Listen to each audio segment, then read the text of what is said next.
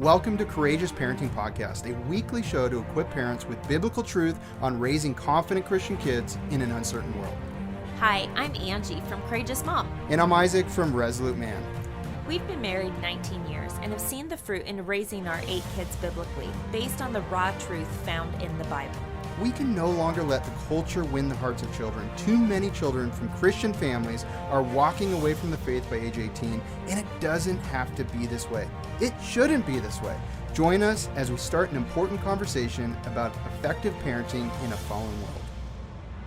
Hey everyone, welcome to the podcast. This is going to be a great part 2 episode, Healthy Home Tips During Uncertain Times. Yeah, I'm excited to dig into a few different topics that we didn't cover in the last podcast, and I hope you guys are encouraged, maybe challenged, maybe you learn a couple things. I hope so. I don't know how you could listen to that last episode and not be like, I got so much practical information. I couldn't even write notes fast enough. It was fun to talk about, wasn't it? It was really awesome. Did you learn a couple things? Yeah, the limbic system. Yes, good job. And skin had a interesting term. It was what was it again? The epidermis. Epidermis, yeah. Yeah, I did go to school, but it was long ago, so. Hey, you know what? We all have our strengths, right? No, I'm just kidding. My education has been redeemed as I've been homeschooling and teaching anatomy to kids every year for the last, how long? There's another interesting thing about my wife is she has a near photographic memory.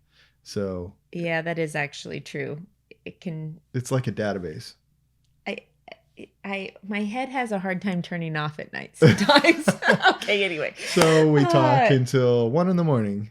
Yeah, sometimes. It's fun. Mm-hmm. It's a fun life. Mm-hmm. So, hey, if you have not already gotten the Healthy Home Mom Hacks workshop, which is about herbs, oils, supplements, and clean homes, you should do that because, especially if you listen to the last one, you felt like, wow, I couldn't take notes fast enough, because that's where you get the 25-page free download. It's a free workshop with Angie, and it's going to have information even beyond these 2 episodes too, which is really cool. Yeah, in that workshop, we talk more about herbs regarding cooking and teas and different things like that, because we used to dry our herbs and make our teas, and it's a fun project to do with your kids. Even this summer, you guys, you could go hunting for dandelion root. Yeah. Right?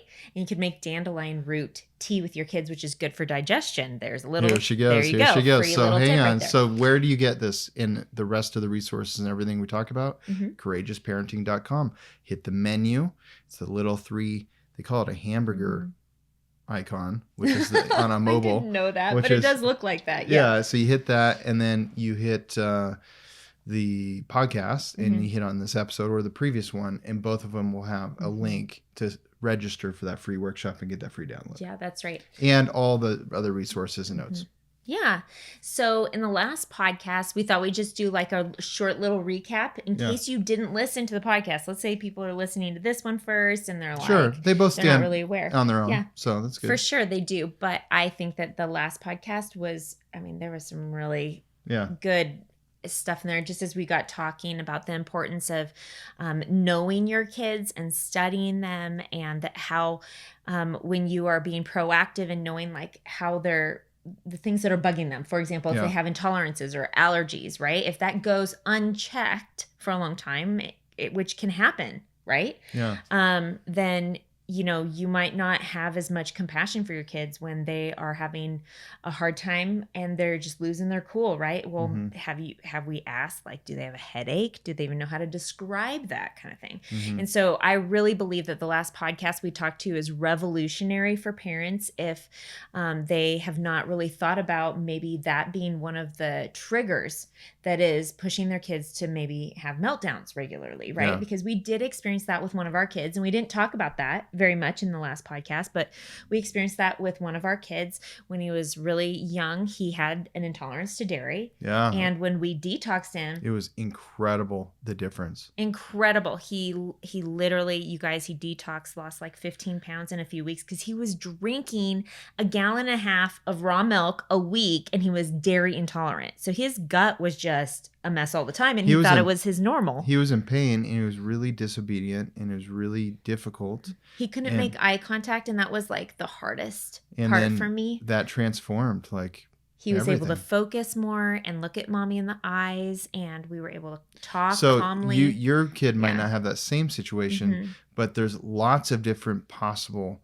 diet related things Yeah. or health related things that a simple fix, a simple change sometimes can make a world of difference. It really can. I mean, even I have friends whose kids are like super sensitive to certain dyes that are in different things, right? And if they have them, then their kids get too rambunctious, and then they crash. It's like a high I think and a low. a big thing, and I think you talked about this, is as parents, we have to get outside of ourselves. Yes. Because sometimes we only look at other people through the lens of how we feel about things with our own body in terms of health and what pain is. And, I can drink milk, no problem. So we then just naturally think everybody else can. Well, and some parents might actually be forcing their kids to drink milk when the kids are like, I don't actually like it. Right. And the reason why they don't like it is maybe because it actually makes them hurt, like gives them gas or constipation or so we have to take each person gut. in the family as a unique human being made by God differently than you. And they might have some different issues, different clashes with foods. Right. I mean, that's just one example. And there's so many things, you guys. And today we're actually going to dive into like clean, healthy homes, which even is about like what kinds of chemicals are your kids exposed to in your home, because that can actually impact them with headaches and stuff like that. Yeah. And so you guys, like this, it's not just one thing. And you guys have been hearing us say that in many podcasts. There's not just one thing going on. There are many going on simultaneously at the same time. And that's true in parenting also. And what was another highlight from last week's podcast? Just share maybe one highlight that you thought of. Honey, I'm putting you on the spot again. Yeah, it was a lot, and it's late. What time is it? Yeah, it is late. You guys, it's like 11, and we're shooting podcasts because we're going on our RV trip tomorrow. At this point. Yeah. So I was thinking about just the concept of plants, because we talked a lot about plants. The plant stuff was amazing. Oh, are you just I remember one that you actually get better. Your kids could get better grades with more plants around them. Okay, so I went back and looked at that. So it's actually a matter of concentration and alertness. Yeah. So another really cool example with house plants is that plants actually, so you water a plant, but you may not know that your plants actually release 81 to 97% of the water that you give them back into the air in the form of humidity. Yeah. Which is phenomenal. That helps with like dry throats, allergies, all kinds of things, right? It's very helpful. But in addition to that, the environment can be effective for people for having alertness. And this is why. So they did a study of a workspace, right? And when you have a lot of people crowded in one area, they're breathing in oxygen and exhaling carbon dioxide. And I don't know if you knew this, but carbon dioxide can make you tired and fatigued, right? It can give you headaches, right? And so having even just one plant per person in the area that is absorbing, right, any particles and compounds in the air mixed with the carbon dioxide, the photosynthesis process puts out more oxygen, therefore waking up and giving an alertness to the people in the room. Yeah. That's phenomenal. Up to 12% they have been able to do studies and record. They're saying that there can literally be an effective, more productive environment, like up to 12% just from having plants in the room. Yeah. That's pretty incredible. And so I just keep getting amazed at how God created the world and these things for us, but also we have to take care of them, right? Like plants need us to care for them or they die. Yeah.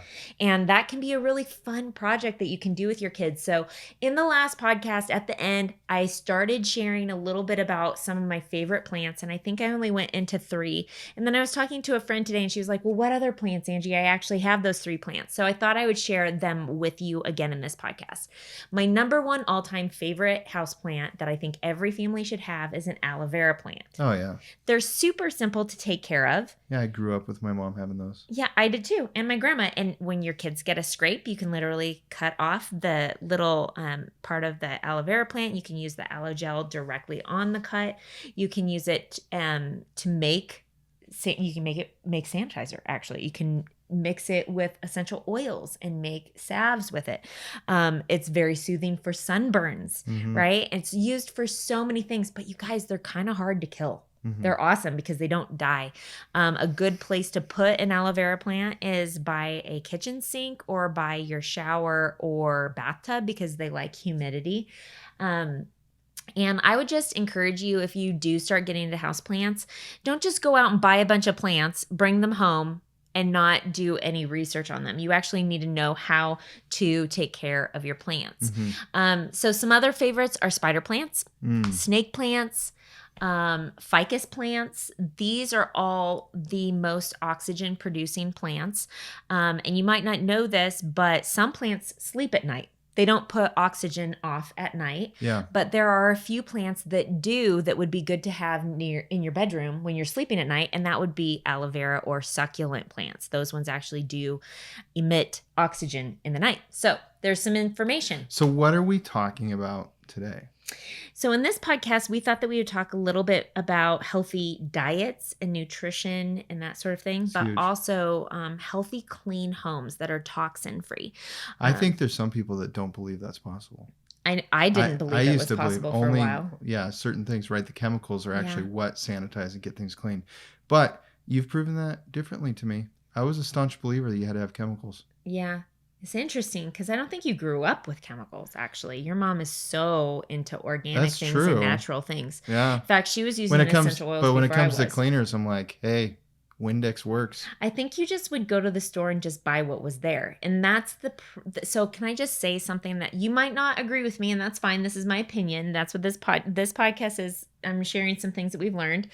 But I had to realize that I was just going to the store and getting what was familiar to me, what I recognized from my childhood. What you trust would work. And yeah, but you don't know if you trust it until you use it, right? And so sometimes I would branch out and try something new, but then I would oftentimes get so disappointed and I would try something that was organic or natural and then it just stunk. I mean, some of them even smelled like urine. It was awful. And I wouldn't use them and I'd throw them away. And it's literally like those bottles, you guys, they're like $4.99 to $7.99 for a 16-ounce bottle or a 20-ounce bottle. And so about, I think it was probably like 12, 13 years ago, I had a friend that was coming to the house and she was helping clean because when our kids were little, we did hire out and get help every month for a while and every week for a couple years as well. And we had someone come and help us with the cleaning of the house. And I loved this friend of mine. And I was really concerned that she was constantly inhaling bad chemicals and she was getting more educated and trying to use organic stuff. So she'd come and use things and say, hey, how does that smell to you? And this is working, this is not working. We'd have these conversations. And I remember thinking like, I don't want her to be putting herself in danger, like using these really harsh chemicals, because she was actually starting to get some like skin cancers on her arms. And she attributed it to cleaning houses for many, many years. And so I watched that and I was like, whoa, I don't wear gloves. And she is. And I clean a lot. And so then I started like kind of trying to look into what I could use. And that was when I started buying the organic or natural stuff, which was not $4.99. It was like $7.99 a bottle. Spend more. So much more money. Work less. But it didn't work. So then I would like open it up and I would get essential oils and I'd start adding essential oils to it, which was costing me even more money. And that started working better. Yeah. And it smelled better. So what's the solution? Well, is there new tech now? I mean, well, for me, I just didn't know about it. I mean, so I use Young Living Thieves household cleaner, and you can dilute it to different levels to make it stronger for certain projects, like if you're cleaning a shower or a bathroom, or you can make it less potent if you're just like wiping down a counter or something like that, right? But before I was using that, I was making my own household cleaner with vinegar. Cleaning vinegar and cast iron soap. I still use both of those products when I'm mixing I make this like really strong concoction. It's the Angie cleaner. It's the Angie cleaner. And I'll have like 2 caps of Thieves household cleaner and a half a cup of white vinegar. And then I'll put like 3 squirts of the peppermint Dr. Bronner's cast iron soap. And then I'll add some other kind of cleaner. Like I'll do orange essential oil and I'll do like 10 or 20 drops of that, or maybe I'll do 10 drops of that and 10 drops of thyme or I think people rosemary. this is awesome. People are probably like super interested, but that's really confusing. So that's why you need to get, I just remembered that the recipes are in the 25-page download in the workshop. That's a good, I'm glad you remembered that. So they're all there. So feel free just to talk because they can go get that later. Okay. So anyway, I was making my own household cleaners without using the thieves. And then when I started using thieves, I added that to it. And now it's just like, I use thieves for everything. I use it for hardwood floors. I use it for walls. I use it for kitchen, bathroom, everything. Baffling how well it works. I scrubbed the barbecue. Oh my goodness, you were okay. I couldn't believe it. I don't think you were truly a believer until you did that. Yeah, it's true. Because I mean, I'm like, it's confession time. I don't do a lot of cleaning. He doesn't. Thank you for admitting that. I love you. You're so funny. Anyways, there are things I do. That's for true. Sure. But, yes. The barbecue hadn't been clean forever. Well, the pollen hit and we had the rain and it covered it. But it also had this grease all over it from just not being cleaned at all. For the winter. Yeah, we were about to use it for the first time. And she gave me this bottle that she made. And he goes, "Is this the strongest stuff you've got?" I'm like, "It's thieves. Just use it. Like, this is all I have, Isaac." Just took it off. Like, just so easy. Oh, it was so funny. No, seriously, though, you guys. I hand him this homemade bottle. And he goes, "Do you have anything stronger?" And I go, "That's all I use." And he goes, "Okay." And he goes outside. And he comes back in. And he's like, "Whoa." He just was totally sold on it. I'm like, "You're so funny."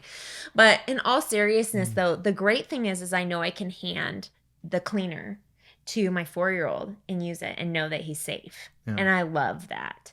I love that I can have my kids helping with things.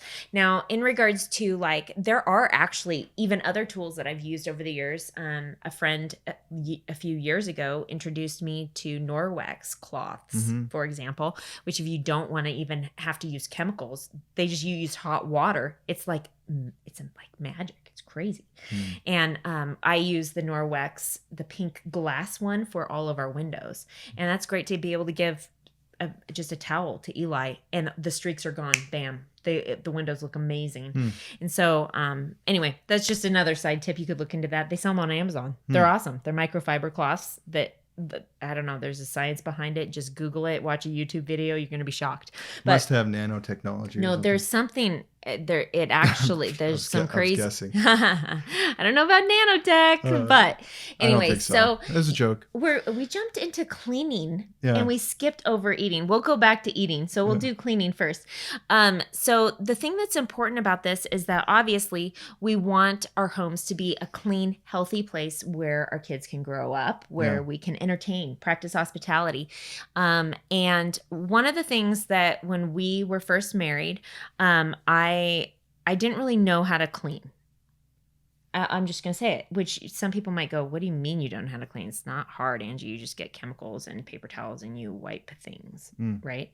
But the reality is I wasn't aware of like cleaning certain things. Here's an example. We had these front-loading washing machines for like 6 or 7 years. And all of a sudden there was this like mildewy smell that was inside because I had left like towels in it for too long or something, like a day I forgot they were in there. But I couldn't get the smell out of the washing machine. And I was like trying like vinegar washing it and all kinds of things. I wasn't using oils at the time. And you know what it was? It's the little tray that you pull out to put the soap in. It actually comes all the way out. And there was a bunch of minerals and gunk just all coating over it. It was disgusting. And so I like got an old toothbrush and I was using dish soap and I cleaned it and I washed it with vinegar and did a cycle and bam, gone. And I was like, wow, no one ever told me that I need to like take apart my appliances and like the filter in your dishwasher periodically and clean them out, right? And so my point is I didn't know how to clean and keep things sanitary, truly, because you can think that you're washing clothes. Yeah. But what about what you don't see that's behind there? That's like bacteria, mold. Like there was black mold there. Yeah. And so there's that aspect, but then there's also the aspect of what you're cleaning with and not realizing that there are synthetic chemicals that are in there. And not only are you getting them on your skin if you're not wearing gloves, you're also breathing in the fumes. Like, okay, so our bathroom is like there's this tiny little room that's just for the toilet, right? Like if I go in there and I sprayed it with some of those harsh chemicals, I'd probably be gagging and choking. That's not good for our bodies, right? And it's been proven that some of these synthetic chemicals can actually trigger all kinds of things, autoimmune diseases, all kinds of issues. And so, yeah, of course we shouldn't be using these. And when you do research on them and you just Google, right, or just ask your doctor about synthetic chemicals in the air, they will tell you it can take up to 2 weeks to get the residue from those synthetic chemicals out of the air in your home. So you're not just breathing it in during that time. No. You become desensitized to the smell and it's still lingering there at lower levels for the next couple weeks, and you're inhaling that into your lungs. It's not good. Yeah. It's affecting your immune system. And so when we started like becoming more aware, when I started becoming more aware of these different things, it started to become, there was a lot. And it could have easily become overwhelming for me. And I remember talking just to a friend about this, and she was like, whoa, Angie, all these things you're sharing, I'm overwhelmed. I was like, yeah, me too. I have kind of a lot, don't I? Like, this is a lot of stuff. Like, I want to go dairy-free, and I want to go egg-free, and I want to do all these things.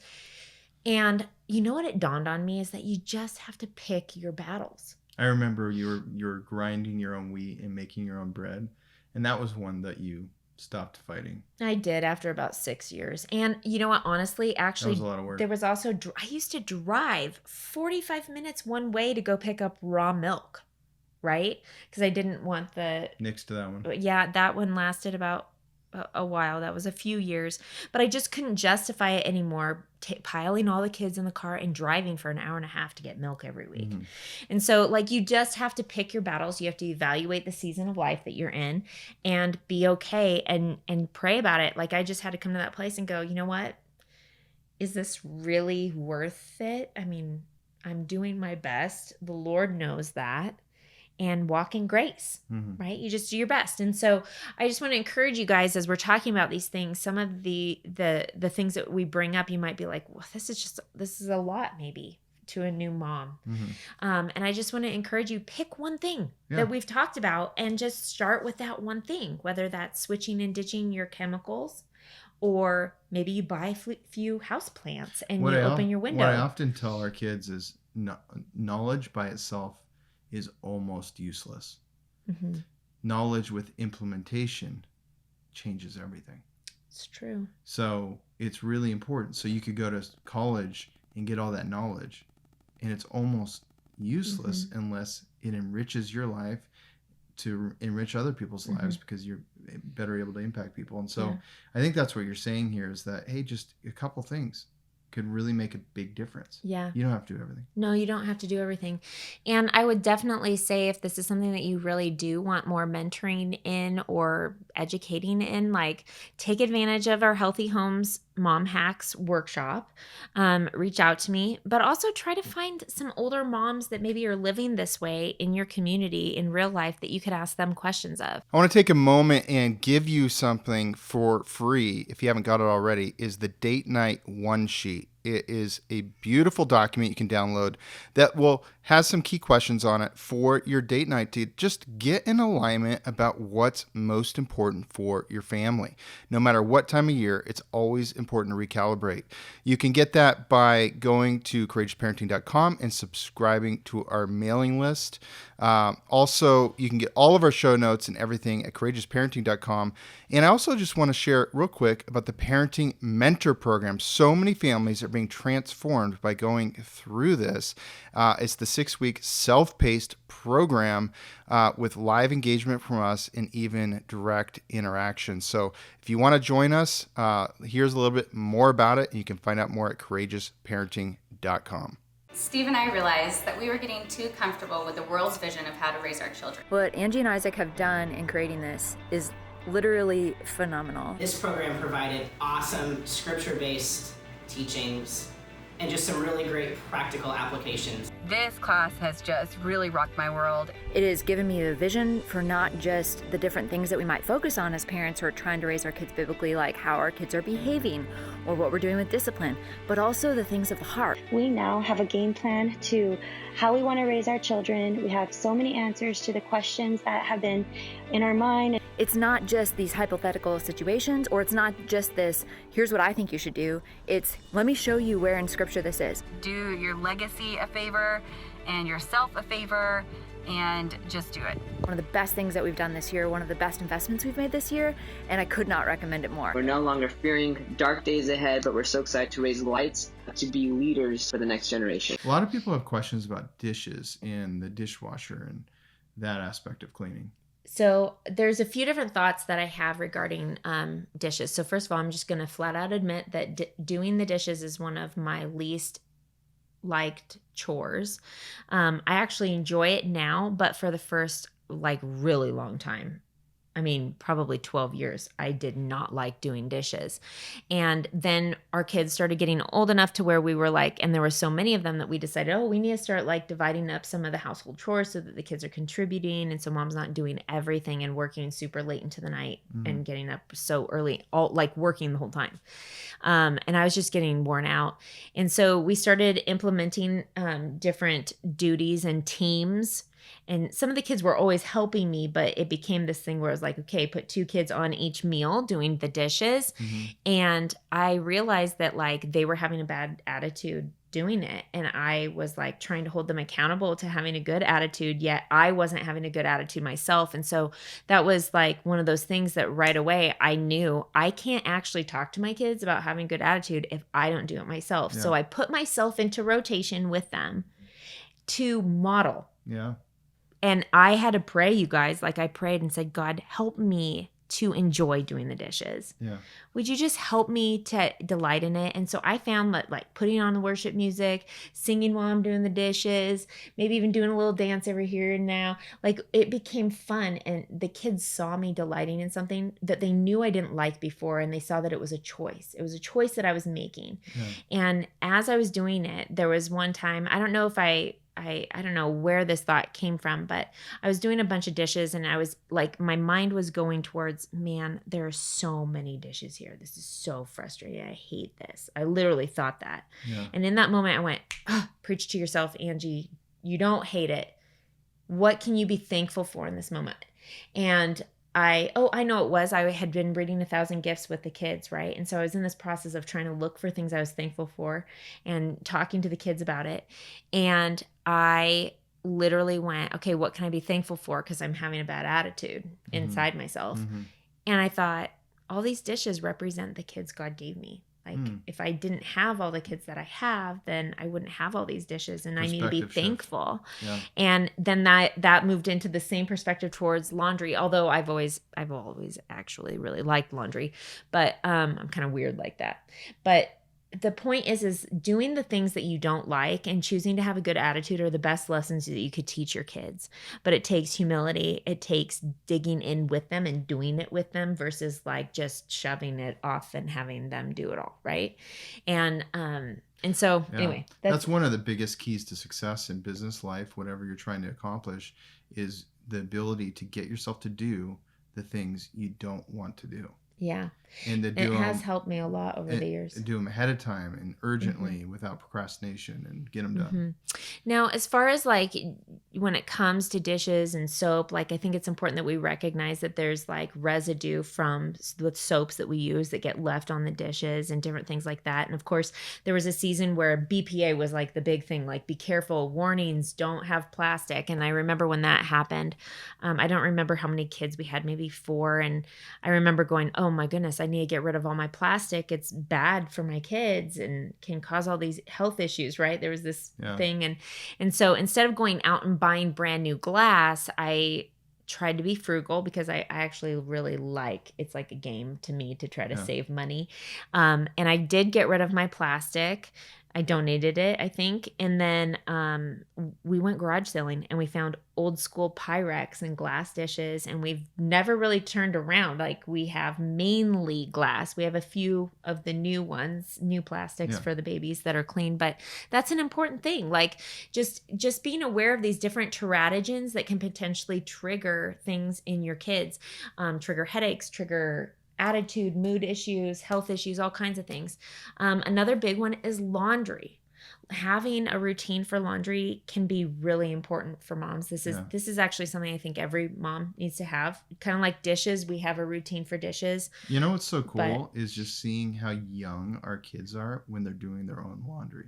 Yeah, that's actually just been something that from the beginning, when our kids were little, that was how they learned their colors, was how to sort laundry. And I remember it was like fun for them when we had the 2-story house and they would throw the clothes over the banister to the entryway and we'd have all the kids' clothes there and then they'd all help sort it and then we'd do all the laundry in one day. And that was back when we had 2 washers and dryers, so it was a little different then. But real quick story on that. She was on bed rest and I had to take over the laundry. Oh my goodness. And I don't know why I tell these stories. They don't make me look good. But anyways, I thought, well, I will just do it all at once. And so I had heaps of laundry in the living room. Oh my goodness. Just mountains of it. And I was thinking I could do this, but we only had 1 washer and 1 dryer, and we had a huge family. And I'd been asking for an extra one for a while, and Isaac didn't realize how important it was. And so then I'm like, whoa, this really doesn't work if you don't consistently do it. You can't just do it all at once on a big day. It just doesn't work. And I got so behind, and I was trying to do it, and I'm like, that's it. And I hired a carpenter to build big cabinets, and I bought a new front-loading washer and dryer, so they really stacked got me up, a new laundry room. and it was like the best-looking laundry room you could imagine after that. I know, because I'm like, this is really unfair that she has to. And then years later, our renter stole our washers and dryers. That's another story. That's in a different episode, actually. Yeah. Okay. So, I just would encourage you guys, though, with laundry. I think that this is something that I know I underestimated for a long time. I thought that we were doing pretty good being a toxin-free home, and building our immunities and protecting our immune system by not exposing ourselves to extra synthetic stuff. Yeah. But I'll be honest, it wasn't until a few years ago that I actually was like, okay, I'm going to try to get rid of the fabric softener sheets. I was like addicted to them. I loved those things. You guys, it was so bad. I would take fabric softener sheets and I would put them underneath my seats in the car because I liked how it made the car smell like clean, fresh laundry when on a hot summer day. And I would just sit there and I'd inhale the fabric softener scent. But it was so full of chemicals and so bad for me. And I had no idea that that was one of the things that was contributing to my migraine headaches. And, and it also was probably, I didn't, now thinking about this, I feel so bad because we have a son that has had migraine headaches and a daughter also. She has ocular migraines. He has migraine syndrome. I also have migraine syndrome. And you guys, they can be debilitating, like just horrendous headaches. And we had taken years trying to figure out what was going on with him. We had tried chiropractors, Atlas orthogonal chiropractic to fix his atlas bone and so that the oxygen is going through the spinal cord better. We had tried vision therapy, glasses, because he has light sensitivity and thought that maybe that was creating the headaches. We detoxed off of dairy thinking that was going to help it. Took away all blue light exposure. We tried so many, taking magnesium. We were doing oils. We were doing all of these things, okay, to try to help him. And then it wasn't that there was one thing. It was probably like a little bit of all of them, actually. Can I just say that? We keep saying that there's more than one thing going on. It's not just one thing that does it. But then the missing piece was when I stopped using fabric softener sheets and I switched over our laundry soap to be toxin-free laundry soap. And over time, it took a while. It took like months. But over time, then all of a sudden, it was like, he wasn't having the headaches at the same degree that he was. And then all of a sudden, he was having days without headaches. And it was the same for me. And so I've just found, and I will say that we've also struggled with some of our little kids when they were little having patches of eczema at different times. And that has completely stopped and gone away since we switched our laundry soap. And so I think that we underestimate how things on our clothes actually are rubbing against our skin. They absorb into our skin and then they're in our system and our body fights them, right? Because it's a teratogen. And so being aware of these things and realizing, wow, like I have a choice of what I put in my body and choosing to not put bad things in, but not just doing this stuff. Like, can I just go back to the main thing that we were teaching in the last podcast, which is it's so important that we teach our kids the why behind everything we do so that we're leaving a legacy, so that then when they launch from the home, they don't just go out and get the worst products and then all of a sudden they have headaches again, they can't focus, maybe their immune system gets attacked and they're like, I don't know what's going on since I moved out, I'm super sick now. You know, like we want to set them up for success. And so part of that is teaching them and leaving that legacy of how to take care of themselves and how to be clean, you know, making sure that they're cleaning their bathrooms at least every week, you know, wiping things down. A few mom hacks are like keeping a little bottle of peppermint oil next to the toilet and putting a couple drops in.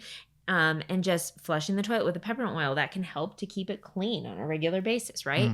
Or even like Dr. Bronner's cast oil soap and squirting some of that in every once in a while. And so there's like different things that you can do to help keep the maintenance down. So it's not such a huge project when you're going to it, right? Yeah. Okay, so before we continue, we want to share with you guys about the Courageous Parenting Mentor Program. Oh, the mentor program is just incredible. What God has been doing with it. We listened to God. He wanted us to make this thing, and it's really an expression of what we learned from His Word and what we've learned from mentors, books, and what we've done in the last 18 years. It's really the biblical parenting program we've seen so much fruit from our 8 kids. And we would love to see your legacy impacted by it if it's something you're interested in. So you can check it out at courageousparenting.com. All right. So let's dive in and talk a little bit about preventative health from the perspective of nutrition, vitamins, and exercise, because those are the other things that people think about. We can even touch on sleep, but I'll be really honest with you. Obviously, we're shooting this podcast at like midnight. Isaac and I are not the best role models for getting sleep and having sleep be a priority. I know that that's something that I'm convicted about getting better at for sure. We're definitely not perfect, No, well, at anything, right? But that's just something I just have to say. That's a caveat out there. Sleep is important. We do know it's important, and sometimes we're better at it than others. Yeah. I would say, though, that we are good about prioritizing sleep for our kids when they're younger. Like, that's true. We're really good at being consistent and making sure that they're taking naps and that they're getting the appropriate amount of sleep for their age category, which if you're listening and you go, wait, appropriate amount of sleep for age category, what does she mean by that? I would just encourage you to look into, do a little research and see what sleep studies have said regarding how many hours of sleep kids typically need. They'll give you a range of about a 4-hour range. But you'd be surprised to find out that teenagers actually need almost as much sleep as newborn babies. Which is insane. But so I just put that out there because you're probably like, wait, what? And so I just think that it's important that, again, we know our bodies. We know how God designed us. We know our kids. We know how God designed them. We have grace for them. We help create and stimulate an environment that is going to foster a place where they're going to be completely healthy on all levels, which is physical, spiritual, mental, emotional, and psychologically too, right? And so part of that is getting good sleep. But we're going to dive in and talk a little bit about nutritional diet and things like that. So there's 3 different categories regarding nutrition in my mind. Okay, so you've got your actual diet, which is what you eat. Everybody has a diet.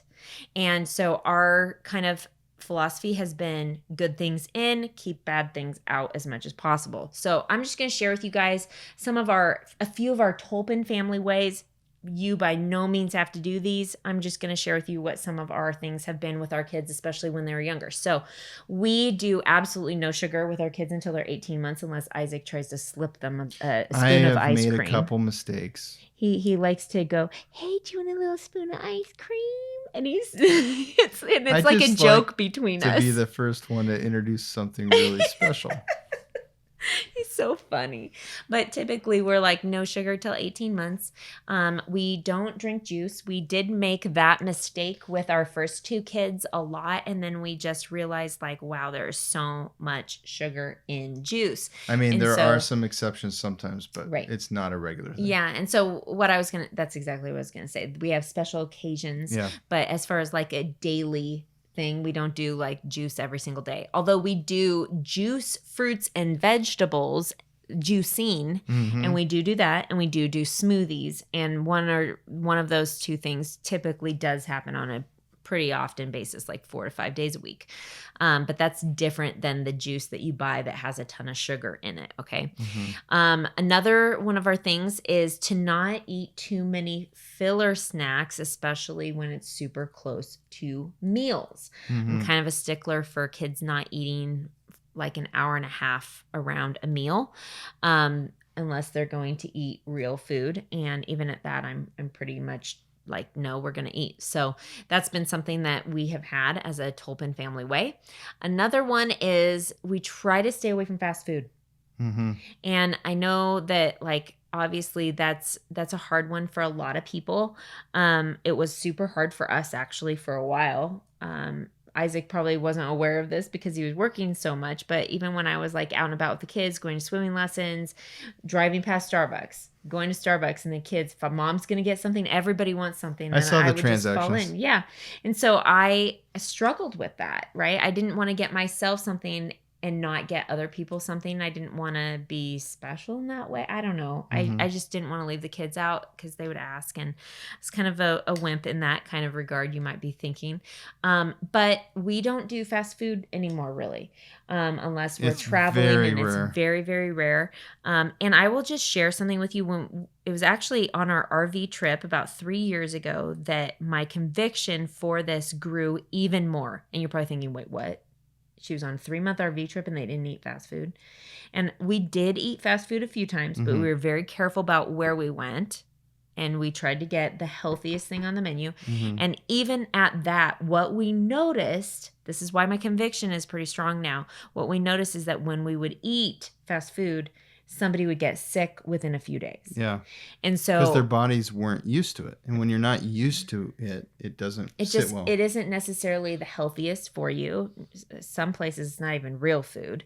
And in addition, you don't actually know what your food is exposed to, right? I mean, I'm just going to be honest. A lot of the people that work in fast food don't really like their job very much. And so, they try to get them to wash their hands regularly and they do their best. But the reality is sometimes people don't like their job either, right? Yeah. And so, or maybe they're there and they're sick and you don't know it. And so you're putting a lot of faith in people if you're going to fast food in that regard. And we've just seen the negative consequences of having done that. Yeah. Just a few times and then going, okay, we're not going to eat out, and we don't eat out. And then we're totally healthy for a long time. So, except for special occasions or like an emergency situation, we don't typically. So how do you manage that when you're going here and there and it's hard to have food ready? You just have to be prepared. I mean, that actually goes to a totally different topic I wasn't thinking of talking about, but having the pantries and doing like 3-month shopping at Costco or Azure Standard, buying things online that are like, I buy rice in bulk at Cash and Carry. I buy oatmeal in bulk at Cash and Carry. I always have it on hand. Yeah. Having food, making double and having stuff in the fridge that's easy to eat quickly and warm up again, that was a wholesome meal that you can just throw in the fry pan or saute pan and heat it up real quick, right? And so also cooking for a large family has been a chore that I have had to grow in and learn. It's not something that I knew right away, but even just cooking from scratch. Sometimes I share recipes on Instagram and I get people asking me for the recipe, and if you have asked me for the recipe, please don't be discouraged by this. You can keep asking me and I'll do my best to give it to you. And I just feel so bad that I'm not the kind of cook that follows recipes. I just kind of do things. And it had been a fun thing actually to teach my kids, to cook with them, to just go, oh, we're all out of broccoli. Well, let's just throw cauliflower in and see how that tastes. Oh, we're all out of ground beef. Let's just throw sausage. And let's throw this chicken sausage in it too. And oh, we have a few pieces of bacon. Let's fry that up, cut it up, and stick it in too. You know, we create things that people don't necessarily think of doing, and it can be a fun thing together. And then the last thing that I was going to share with you guys is that we, as far as a Tolpin family way, we have this thing where we say 3 to 5 thankful bites of everything. That's a little side tip that we have always done with our kids under 6 years old, when we're training them to eat what's been served, right? And the key is the thankful bites, because I've witnessed a lot of parents over the years try to get their kids to eat what's on their plate, right? And the kids are having a bad attitude, they're having a hard time with it. And so for us, we have talked to our kids about being thankful for what they've been given, which I'm sure a lot of parents do as well. But the actual encouragement that they get from us every single meal is you need to eat 3 thankful bites of everything. And thankful is having a smile on your face, or not going right, or like making a weird noise, or not wanting to eat it, or whining about it, right? Though, because if they do that, then they're going to sit there longer to eat it. And so, but again, I have to say that with this rule, we always had grace regarding, like, okay, know your kids. Are they allergic to something? Do they really genuinely, like, does something texture wise bother them? Is there a deeper reason why they're sensitive? Their senses are sensitive to textures, right? Or there's another thing too, is have you ever been overwhelmed by the size of a task ahead of you? Like, it's such a big mountain of something to do that you just don't want to do anything. So you procrastinate it and you do all the easy things. So everybody can probably relate to that. But it's also when you give your young kid too much on their plate, and they don't even want to participate in it because they feel an expectation that they're going to have to eat this. And it's like, I don't even want to try. I already know I'm going to let my parents down. And so I remember this one time I was... Are you going to tell the pizza story? The pizza story. So I'm so glad he's telling the pizza story. I was watching Kelsey when she was a young girl, and she was a picky eater and a stubborn eater. And I made homemade pizza. Yeah. And she wasn't sure about it. And she didn't want to eat any. And I gave her some pizza, and she didn't want to eat any. And I'm like, okay, I have to think about this real quick. How can I work this? So I went and I found the biggest white plate I could possibly find. It was in huge. the kitchen, a huge. It was like a plate. platter. It wasn't and then I got really my pizza cutter and I took a piece and I cut just a little sliver off of it, and I put it pristinely in the center of the plate, and I said, "Okay, Kelsey, here's your pizza. This is about what you can handle." And she looked at it, and then she just gobbled it right up. And so this is proving my theory, right? And then I cut another little piece and I put it on. Oh, look at, good job. And she gobbled it up, and I kept doing that. Pretty soon she ate 2 full pieces of pizza. And so sometimes it's easier to take action in smaller increments. So maybe you're asking too much, so they don't do anything. When you ask less, and they do more. I love this story. I totally remember when this happened. I was so surprised, right? Because it's just easy as a mom, especially when you have a lot of kids, you just serve everybody up. Boom, boom, boom, boom, boom, right? And maybe you're giving them different sizes based upon how old they are or how big they are, right? But the reality is Isaac's approach was great because she kept asking for more. And she wasn't overwhelmed. And some kids just... with certain foods, like especially if it's a new food that they're not used to, they're like, I don't know if I want to eat this. And they're like overwhelmed just looking at the plate with the food on it. And so walking with understanding is what I'm hearing from you. I think that that's a theme throughout both this podcast and the last one, is that in all the things that we're doing, we need to be walking with understanding with our children, but also teaching them these things, these whys, so that becomes a legacy that they are also walking and understanding with their kids. The other thing that I wanted to just talk about briefly was supplements and vitamins, because I think that it's very important to at least mention them. I think that a lot of people underestimate how deficient our food is today. Yeah. And there is a need for us to actually be proactive and figure out what we are lacking. Yeah. And then to fulfill what we are lacking in. And sometimes you can figure that out on your own, right? If someone is anemic, they usually have some anemic symptoms. And so they can, if they're having those symptoms, they can go easily get a blood test, find out if they're anemic, talk to their doctor. And then there's easy supplements, right? Like chlorooxygen with the coconut milk, mix that together, maybe juice some green leafies, have some red meat, Floradex. There's lots of awesome options for helping people who are anemic, but there are many different things that could be potentially deficient issues, right? And so I just want to take this moment to say, I think that it's really important that we seek out wisdom from the healthcare professionals that can actually get to the root of the problem and not just try to mask it with a pill. We live in such a pop a pill culture that it doesn't actually help you get to the bottom as to why you're having the issue. And that, my friends, is the problem. Like, we need to be preventative, but we also need to figure out and do research and find people who are going to be advocates with us and help us gain the tools and the knowledge that we need so that we can actually be taking care of our bodies holistically, because God gave us our bodies to steward, and it's a really important task. And we don't want to be like, I don't know about you guys, but I think about my future as a grandma. Like, I want to have energy to be running around with my grandkids. I want Isaac to be able to. And so for us, like, getting a good naturopathic doctor, seeing them, getting tests done, taking their advice is really huge. In an uncertain world, which is the theme of our whole ministry, really, is how to equip your kids in an uncertain world, how to parent, your marriage in an uncertain world. It's super important, and it's even more uncertain right now. It feels that way, but you know what is certain is God, so we know that. But so we need not to have fear. But there's new viruses, right? So we're in the age of weird viruses, new viruses.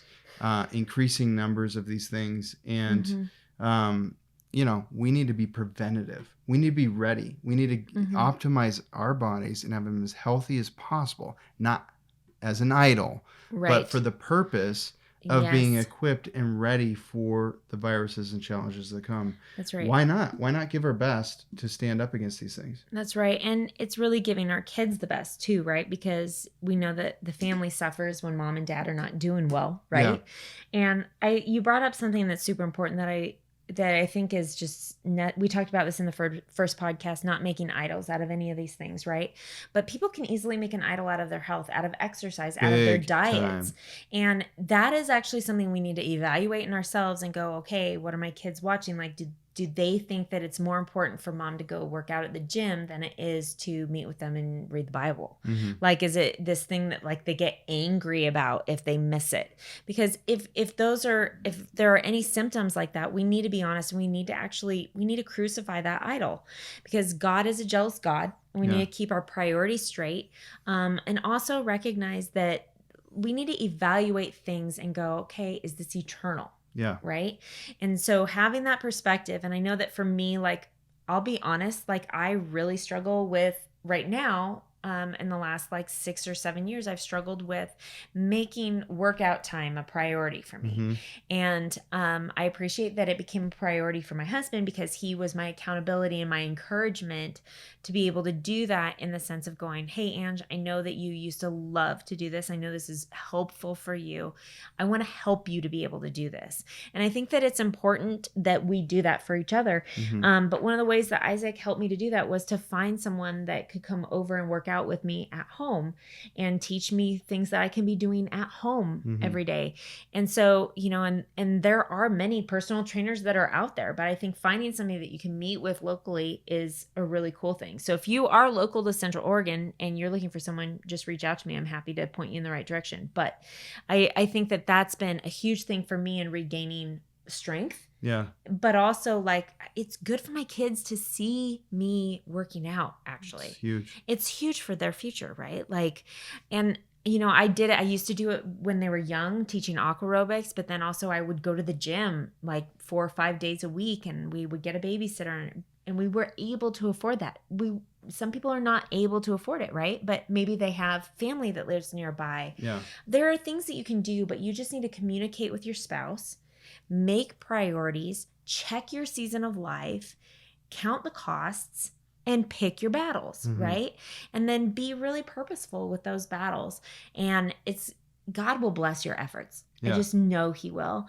And you guys, I can just encourage you that over the years, as we've been pursuing and trying to be wise about picking our battles. And like Isaac said, there was a season where I was grinding my own wheat and making my own bread. I don't do that anymore. I haven't done that for years. There were a few years where I wasn't doing it, but Kelsey was doing it for our family. But that was because she absolutely loved it, and so like, I just think that there's a need for us all to be walking in grace with ourselves too, and going, okay, I'm going to try one or two things that I haven't been doing, and I'm going to do a little research so that I have some conviction behind my decision. Yeah. Right. And I'm going to talk to my husband so that he knows we're on the same page. We're in alignment. He can hold me accountable if I have a hard time. And then you just take the next step. So thanks for joining us today, you guys. I hope that this podcast was an encouragement to you. If you are looking for more, mentoring or encouragement on this kind of stuff, I really want to encourage you to join me for the Healthy Home Mom Hacks Workshop, which is free. You can find it in the show notes, or reach out to me on social media, and I'm happy to connect. Hey, thanks for listening to this episode. We wanted to quickly tell you about our 6-week online parenting mentor program. Isaac and I created a powerful biblical curriculum. Here's how it works. Each week, Isaac and I release a video with a downloadable parenting packet to make it easy for you and your spouse to incorporate those teachings directly into your parenting. It's an incredible program where we cover everything from obedience, training, to overcoming mistakes most Christians are making. But more than that, it's an incredible community. You'll have access to our private online group, live webcasts, and the Courageous Parenting text message line where Angie and I can send you weekly encouragements straight to your phone.